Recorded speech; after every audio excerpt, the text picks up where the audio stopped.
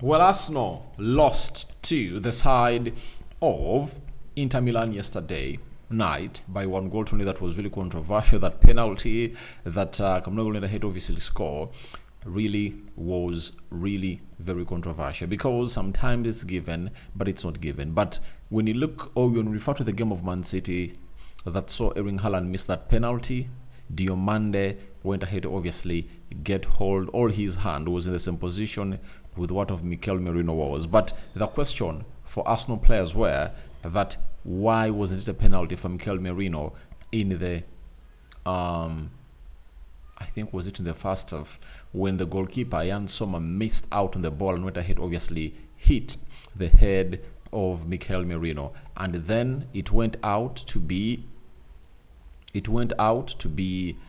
a corner, and some check was done by VAR. They said it's not a penalty. So welcome to the Rokani Media Football. How are you guys?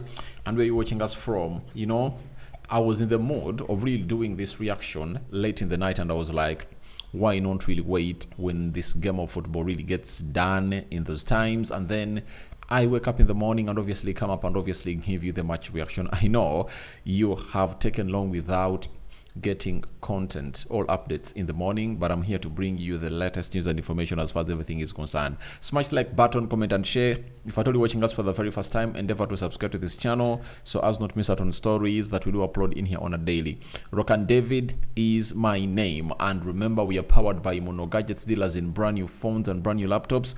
If at all you are interested in used phones and used laptops, moreover all coming in from the United Kingdom, call them on +256 70 99 88 665. That is Mono Gadgets for you. WhatsApp them and they'll obviously be at your service. That is Mono Gadgets for you. So it's a Thursday, and obviously Champions League football came to an end, and we are gonna be going into the UEFA Europa League and the UEFA Conference League, then Premier League over the weekend, and then we will obviously get into the international break, and we'll return on the 20th of November to see how everything is really going to be played or playing part into this latest moment of the game. Now, let's go to the game of Arsenal. Let's get into the stats at first before I really get into the analysis, and you guys will obviously get to know how everything really panned out when Arsenal was playing against Inter Milan down in Italy. Now, Inter Milan went ahead to obviously come up with 7 shots at goal. Arsenal had 20, and Inter Milan had only 1 shot on target, and that was the penalty that crossed the line. Arsenal had 4 shots on target, meaning that they would have wanted to do better. Possession was 37% ball possession. Arsenal had 63%, 323 passes completed by Inter Milan, 507 passes completed by Arsenal, 75% passing accuracy and 86% passing accuracy for Arsenal.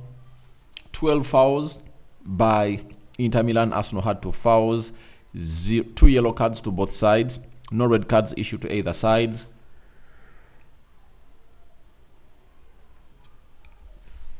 1 offside to Inter Milan and 1 offside to Arsenal. 0 corners for Inter Milan, and Arsenal had 13 corners, and they never really scored. And this is really very worrying for the club of Arsenal, that them being what we call set piece kings, this time round they couldn't obviously meet the expectation from with the people who have gone ahead to know that they are really good at that. And I think all they have to do is they now have to change how they score, because they are still going for the same style of scoring in set pieces. Like Saka produced that ball to the far post to meet Saliba and Gabriel Magalhaes. I think amongst the 13 corners they brought, there is only 1 that found Benjamin White and Saliba in the same position, and Saliba missed it by a whisker to obviously head that into the back of the net. But the rest of the corners, I think they were never threatening, according to me, because looks like Inter Milan had gone ahead obviously watch all the set pieces that Arsenal had gone ahead to deliver this season and how deadly and threatening they were, so they were like, if we really stop them from scoring set pieces, then we can obviously find means of really closing them down. And exactly what went ahead to happen at the stadium in Milan, where these two teams that I had to play, and it was really a great kind of game. But when you look at Arsenal, they had the possession, they had everything. But I think Arsenal was just really lacking that cutting edge, because Inter Milan is not an easy team. If you're gonna hit to follow up, they opened up the Champions League this season with drawing at Etihad. For any team that goes at Etihad and really draws there, you really have to give it respect, because you saw the kind of game they obviously brought to Man. It was the same kind of game, and the beauty thing of Man City was that at least they saved a point, but Arsenal never at any one point where I had to save a point. They lost this game, and this game came in through when Arsenal hadn't gone ahead obviously lose a game in the Champions League in the previous 3 games they had played, against Atlanta, against PSG, and against Shakhtar Donetsk. They hadn't gone ahead obviously concede any goal. They had kept 3 clean sheets in a row, and this is the first time that they came up with such a moment of really conceding a goal, and it was through a penalty. That means in open play, Arsenal hasn't gone ahead to concede a goal from their opponents in the Champions League. They really did well, but I think sometimes you need to at least get that goal to obviously threaten the opponent when it's playing at home, something that Arsenal really failed to do. Now, let's go to the controversy, right? This is the controversial side. You get? Mikel Merino was the same player involved in both complaints. Now, this is the first one. The goalkeeper misses out on the ball and punches the head of Mikel Merino. I've gone ahead to see these penalties given. This time round, VAR went ahead obviously do the check. It wasn't given.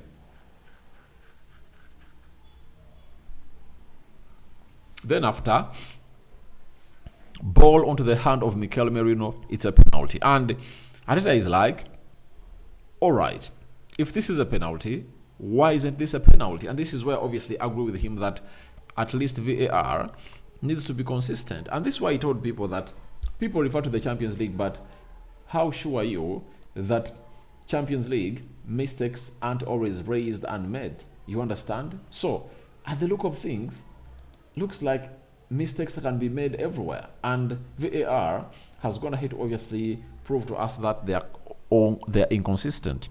That is it. They are inconsistent. That is VAR for you. And if all doesn't really go on as planned, I think players are really going to be not given the best of judgment on the field of play, because those 2 photos speak volumes. The first one was given as a penalty, second one not given as a penalty. Now, Andrew Onana considered a penalty in the Premier League because of that, and I don't know why the rules in the Premier League aren't the same in the Champions League. You get? And I even had the commentator say that penalty that was given to Man City after Diomande went ahead obviously hold that ball, and that was given to Inter Milan when they're facing Arsenal. In the Premier League, they're not given. I'm like, what on F? Why are they given in the Premier League and not be given in the Champions League? You get? And vice versa. So I'm really perturbed with these rules and regulations that are being put up in here. But all in all, we just have to obviously look on and really say all you have to do is to score your goals. Because if you score goals, whether a fake penalty given or not, no one will complain. Like in the game of City against Sporting Lisbon, Sporting went ahead to obviously put 4 goals past the net, the goal line of Man City. And however much a controversial penalty was given, the guy was like, no need, because we've gone ahead to win the game. But they are raising alarms because they didn't win the game. And I know how painful it is for the Arsenal fans, especially for the traveling fans. But VAR needs obviously do it better. But it's not only Arsenal that went ahead to obviously lose. Man City lost. Real Madrid was beaten at home by AC Milan, and it was by 3 goals, I think, to let me see. Real Madrid was beaten by 3 goals to 1. Juventus drew 1-1 with Olympic Lille. Liverpool beat Leverkusen by 4 goals to 0. Sporting Lisbon 4-1. Bologna was beaten by Monaco 1-0. Shakhtar Donetsk 2. Young Boys 1, Club Brugge 1, Aston Villa 0. So Aston Villa went ahead to lose their first game. By the way, the first 3 games, they were cruising. They won all those games.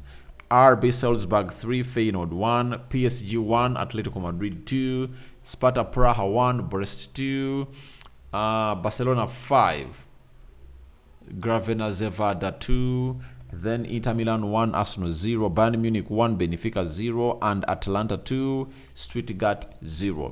And this takes us to the table of the Champions League. We want to see who is who and where are these other teams that have gone ahead to visit, put in a very huge shift in there. Now, as it stands on the table of the Champions League, Liverpool, 12 points maximum. Sporting Lisbon is having 10. Monaco is having 10. Brest is having 10. Inter is having 10. Barcelona is having 9. Dortmund is having 9. Aston Villa is having 9. Atalanta is having 8. Arsenal is 12th with 7 points. So, you all know the rules and what they read like. 8 teams topping the table go straight into the quarterfinals.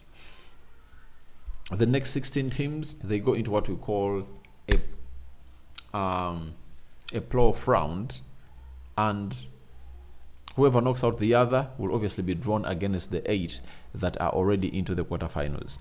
That's how the game of football or the plan of the Champions League was really put out. So Arsenal in the Champions League, they are really looking to play the following games. You know, after the international break, they'll have to obviously play out at Sporting Lisbon. Sporting Lisbon will be with will be not having Ruben Amorim because he's coming to the Premier League on the 11th of November. Then Arsenal will have to host Monaco, you know, because they still have 4 games to go, so no reason to worry. Arsenal will have to host Dynamo Zagreb, right? And after hosting Dynamo Zagreb, I think they'll have one more game to play. Girona. Arsenal will play away at Girona. So I think Arsenal can win all of these games, but I believe that of Sporting Lisbon is really going to be hard for the club of Arsenal. So we wait and see how that pans out, but that's what we had to bring you about the Arsenal game. But I think 4 games, Arsenal is not really getting maximum points. That is really worrying. And this is where you're going to see some fans say, out. Mikel Arteta out. And it's something I don't really believe in. So guys, thank you very much for watching through. Rokani David is my name. Hope you guys are going to obviously have fun in this video. I'm waiting for your reactions into the comment section below. I'm out. Is VAR a cheat or not?